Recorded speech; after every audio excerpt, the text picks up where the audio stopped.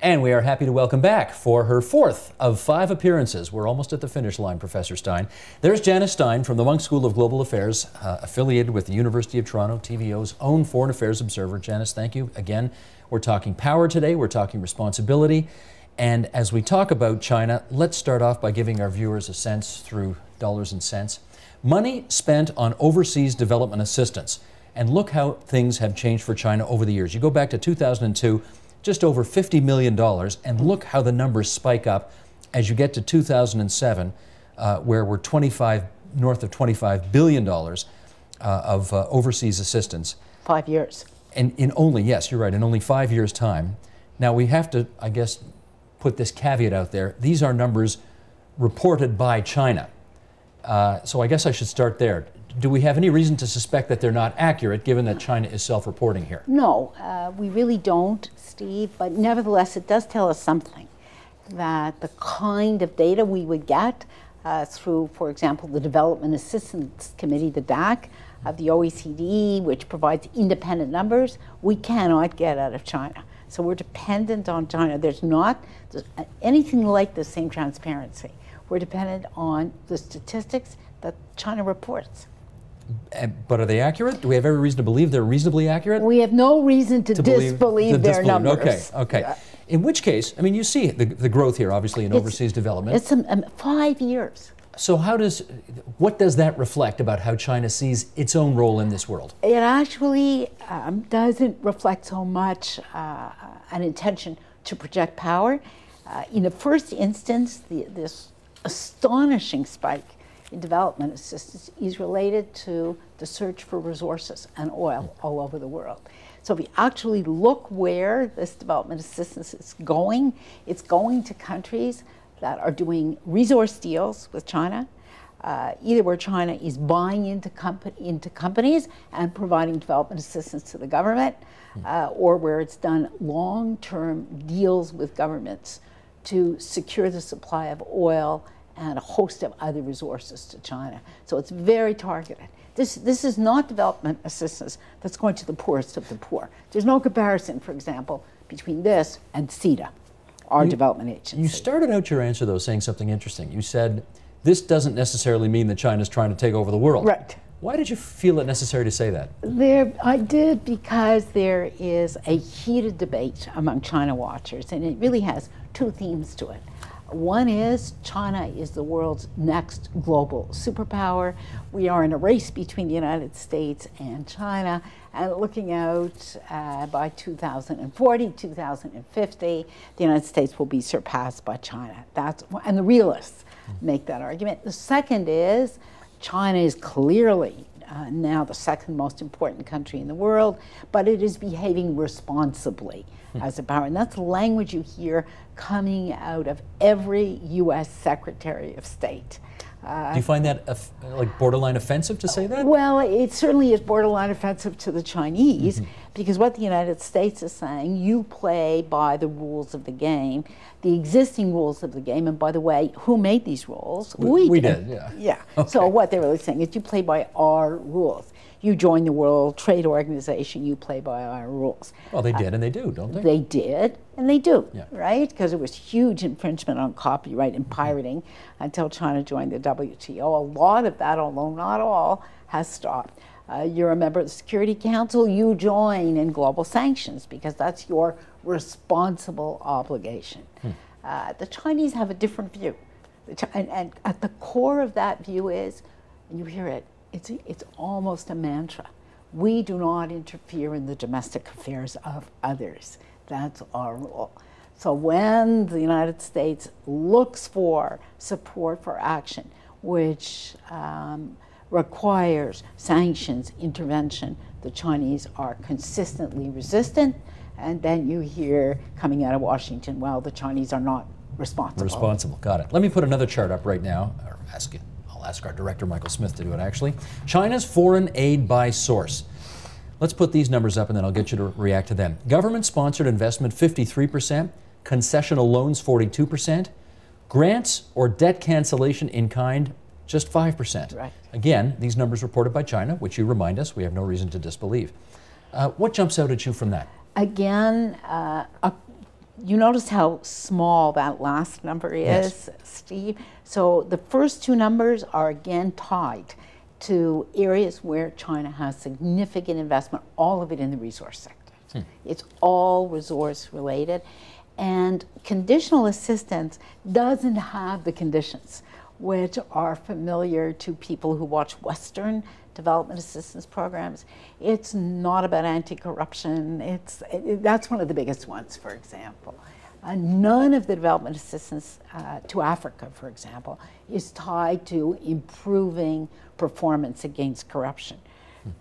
Western development assistance has that as its theme, frankly.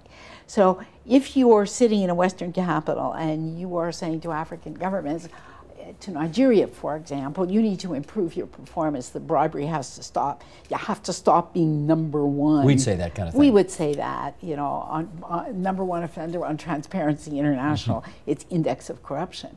And then you turn your head and there are the Chinese who are doing long-term deals and there's no conditions. It's just, here's the development assistance, can we help you build a highway? It's not surprising you hear this discussion about responsibility coming out of Western capitals. Well, and I guess it's why Nigeria may prefer to do business with China than with the rest of the world. There's no question about it. The other side of the conversation, you talk to African governments, Venezuela is not typical of Latin America, but on this it's not atypical. There is a strong preference to do business with China. Now, if China is not yet a global superpower, which I think is what you've told us, it is certainly a regional power. It is. It's a regional power in the most important part of the world. Right. So how do the neighbors view its increasing economic and political clout? They're nervous. There are two, actually, two that are acutely nervous when you have confidential conversations. India, which has a long border with China, with a history of bad border disputes, is probably the most nervous. And if you actually, they are constantly monitoring the deployment of the Chinese army, how close to the border it is, how far from the border, and a significant chunk of the Indian army is deployed very close to its border with China. And they are, I think, most concerned about this rapid rise of China and worried that China will assert its strength in ways that will make life very difficult for India. Are there significant mature hotlines between the two capitals of those countries? Because these are two nuclear powers and you wouldn't want someone to do something stupid, obviously. You would not want anybody to do anything stupid, and there certainly are strategic dialogues that go on between India and China. Mature hotlines would be to put the case much too strongly. That's not in place yet.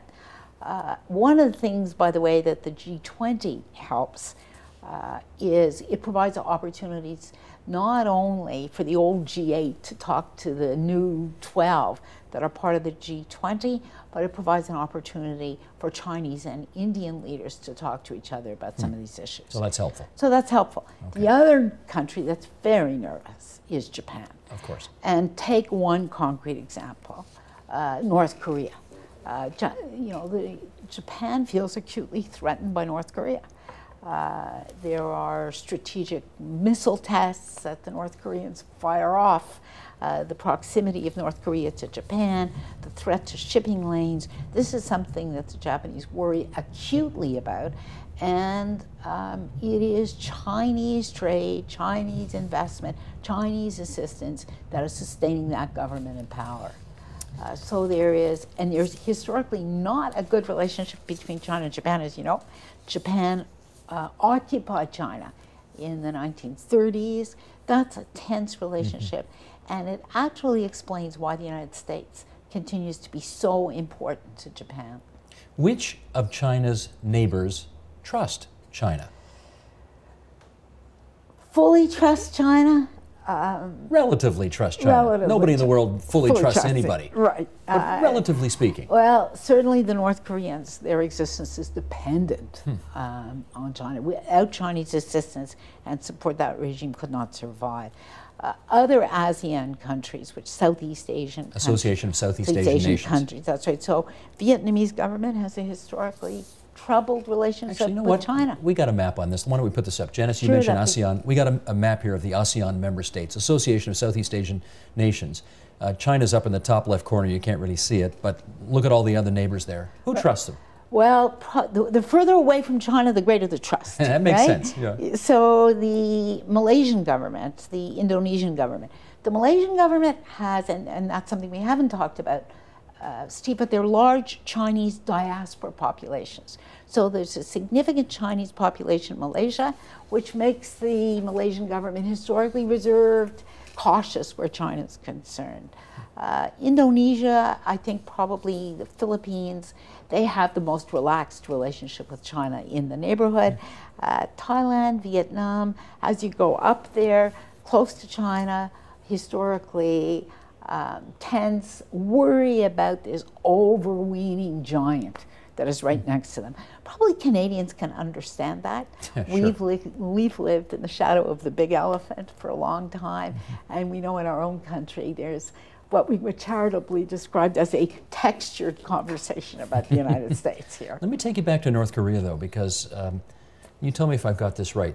The United States and other leading nations in the world would love China to play a more responsible role or constructive role in trying to get North Korea to be a more responsible state. And China, I guess, alternatively does or doesn't. What does that say about what kind of role it wants to play in the world? The official Chinese response is, we do not interfere in the domestic affairs. Sounds very Star Trek Prime Directive, actually, but anyway. Absolutely, that's the song you hear.